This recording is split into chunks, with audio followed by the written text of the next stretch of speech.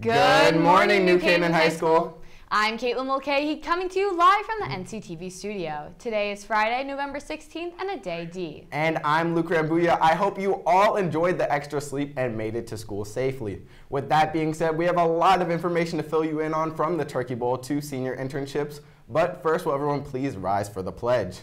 I pledge allegiance to the flag of the United States of America and to the republic for which it stands, one nation, under God, indivisible, with liberty and justice for all. One of the most exciting sporting events of the year is, of course, the Thanksgiving Turkey Bowl. While the game is at Boyle Stadium in Stamford, New Canaan is still considered the home team.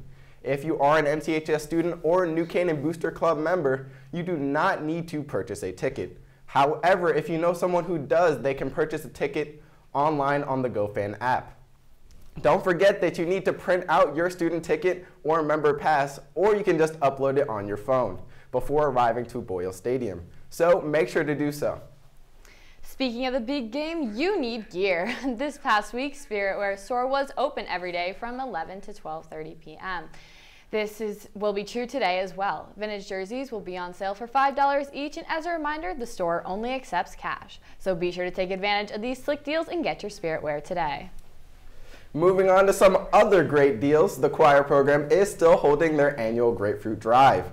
For only $24, you can purchase 16 to 20 Ruby Red grapefruits from a choir member, or you can just head down to the choir room. Pickups run from December 5th through the 20th, and you can come anytime between 8 and 3:30 p.m. Remember, all profits go towards local food banks and the NCHS choir program, so make sure to help a great cause. Now on to some more VPA news. The upperclassmen play Letters to Sala will premiere tonight. Letters to Sala is a remarkable story of a young girl's survival during wartime Germany and the Holocaust. Sala kept her secret for over 50 years, concealing her incredible history through 350 letters hidden in a box. However, everything changes when Sala reveals the letters to her grown daughter. It's not too late to get tickets for the weekend's performance tonight and tomorrow at 7 p.m., as well as the rescheduled performance tomorrow at 2 p.m. Tickets are available for purchase on the NCHS Theater website, or you can purchase them at the door. Now, the play will be a 3/4 round audience, so make sure to purchase your tickets soon as they are limited.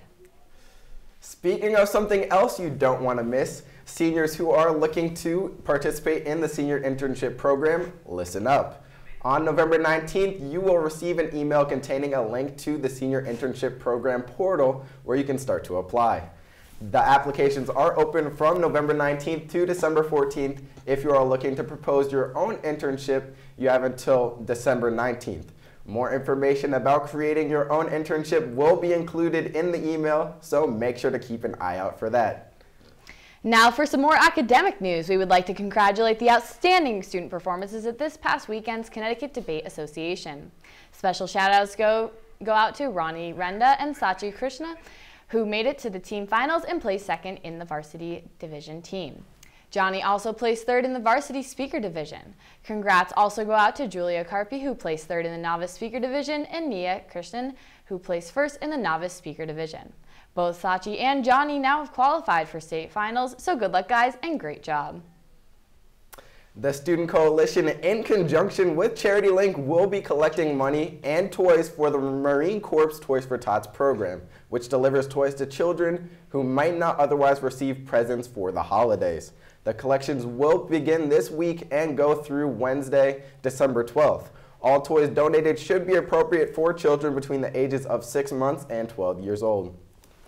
Now, Luke, speaking of the holidays, winter sports are just around the corner, but we still have a couple of fall sports still turning on. That's right, Caitlin, and back again to update us on all of our sports news around the high school. Let's send it over to my man, Ian Nicholas. Ian, what you got for us? Hello, Caitlin and Luke. Yes, the fall sports season is coming to a close, but there's still plenty of news to report on. Hello, NCHS. I am Ian Nicholas, and this is your Rams Sports Report.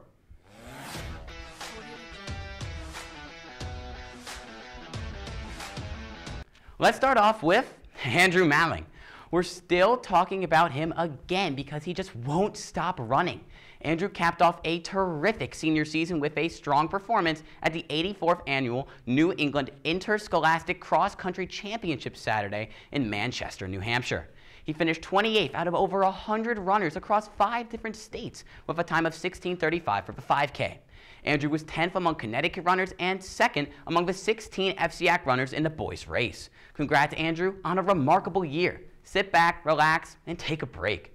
Now, we'll move from the lanes of the track to the lanes in the pool for girls swimming and diving. Last week, on Thursday, the diving team competed in states and placed 7th and will finish their season tonight with the state open. Meanwhile, on Saturday, it was time for the swimmers to kick off their state run with the SEAC Class L girls swimming qualifiers up in Hartford. A pair of names we keep hearing are sophomores Maddie Haley and Alex Pastushin, and they once again had the Rams' best times. They nailed it in the 100 backstroke, placing 1st and 2nd respectively. Not to forget senior Nicole Vanderlee, though, who placed top 10 in both the 100 back and the 100 breaststroke. The girls also finished 3rd in the 200 medley and 4th in the 400 freestyle. That put them in a solid position for the Class L championships on Tuesday in New Haven, finishing 4th overall. It was another big win for the duo of Haley and Pastushin, who again were at it 1st and 2nd overall in the 100 back. Haley also got 6th in the 200 free, while Vanderlee finished top 10 in the 100 free. The Rams also finished 3rd in the 200 medley. Their season ends tomorrow with the state open. Good luck. Finally, on to football. The boys have been on fire lately, winning each of the last 4 games to boost their record to 7-2. Their last win was another big one on the road a week ago versus Fairfield Ludlow. It didn't matter that they had to battle it out in the heavy rain and frigid cold temps as the guys crushed Ludlow 41-7. Senior captain and NCTV's new weatherman Quentin O'Connell played lights out with over 239 yards from scrimmage and 3 total touchdowns, while sophomore Christian Sweeney also ran it into the end zone for 2 scores of his own. The boys are off this week, but next week is the game we've all been waiting for, the Turkey Bowl. The guys are looking to give Darien their first loss on the year, while also looking to recapture some of that magic from last year when they beat the Blue Wave 27-zip. It's a must-win for the Rams to be in state playoffs. The game is at 10:30 at Boyle Stadium on Thanksgiving morning, so make sure to buy tickets fast and support our Rams for the biggest game of the year. Best of luck, guys. By the way, NCTV and DSF Media are collaborating on a live stream this year for the Turkey Bowl. So if you can't make it, you can watch the stream on NFHS Network. Caitlin and Luke, I know we should be in for an absolute battle between these 2 teams, as it is one of the best sports rivalries in the state. I know I'm excited, and you should be too, NCHS. Stay tuned, because at the end of the broadcast, we will be previewing Nico Savini's hype video for the big game. Caitlin and Luke, back to you. Thanks, Ian. I know you guys are just loving the fresh faces of NCTV on weather. So let's head over to another sophomore, Dennis Mulcahy. That's right, Luke. Let's head over to none other than my little brother, Dennis Mulcahy. Dennis, how's it looking? Thanks, Caitlin. As Dean Martin saying it best, let it snow, and by gosh, did it snow. Yesterday, we saw the weather finally round the bend into winter with our first snow of the season. Luckily for us and teachers, the rain held off just long enough for us to pull out that sweet, sweet delay. Good morning, NCHS. I'm Dennis Mulcahy, here to give you this weekend's weather. Behind me, you can see a live shot of just outside the school. This morning, we saw the snow turn into rain, taking with it our hopes of a snow day. As you can see, those showers are just about gone, but temperatures around 40 degrees are here to stay. You won't really be able to be outside today without a jacket, so burning a little steam off indoors might be the best option. Shout out to my fellow basketball and hockey players getting big in the weight room after school today. On Saturday, we'll see the sun out for most of the day with a high of 46. But keep your pants on, because wind chill makes that 46 feel like a frosty 36. This will be the best day to be outside, but if you're looking for something to do after the sun sets at 4:30, head over to the NCHS production of Letters to Sala tomorrow at 7 in the auditorium. Break a leg, guys. Moving on to Sunday, clouds will move in for the day, and you'll feel temperatures in the upper 30s. Patches of rain will appear now and then, but don't be too bummed out, because the 250,000 people displaced by the California wildfires would feel otherwise. Our thoughts and prayers are with them and the families affected by the awful catastrophe. As we take a quick look at next week, Thanksgiving, not to mention the Turkey Bowl, Mother Nature will hold off on the rain and snow the entire week. Caitlin and Luke, those unforgiving lows, though, in the 20s mean you'll definitely need to break out your winter jacket if you're heading to Boyle Stadium Thanksgiving morning. This has been Dennis Mulcahy. Back to you guys, the desk. Thanks, Dennis. I'm sure I'll be seeing you at the Thanksgiving table. I can't even imagine how much turkey that kid will have on his plate. Now, before we go, we would like to wish a very happy birthday to Cole Brindisi, Connor Cloud, William Costco, and Yayo Mize, Colin Welch, and Mr. Tesper. If you have any announcements, be sure to email us at nctv78@gmail.com or tweet us at nctv78 a week before the Friday broadcast. This has been Caitlin Mulcahy. And I'm Luke Rambuya. We leave you now with a video you're not going to want to miss from Nico Savini to hype you all up for the Turkey Bowl. Have a great weekend, NCHS.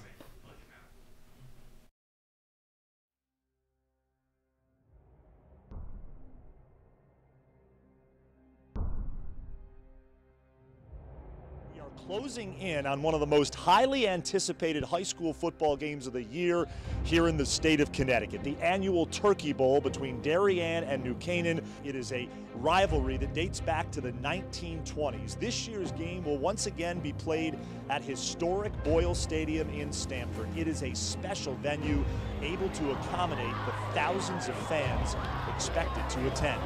New Canaan comes into this year's Turkey Bowl 7-2 with a spot in this year's state playoffs at stake. This game is going to be a dogfight.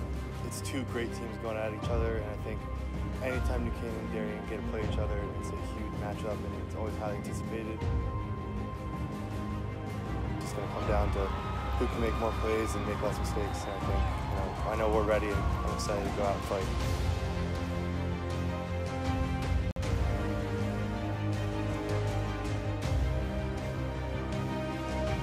Two proud towns that love their football. And I'm tired of being average. I'm tired of being one of those teams. If you can sit together tonight, you got a chance to come all the way back and do something that no New Canaan team has done before.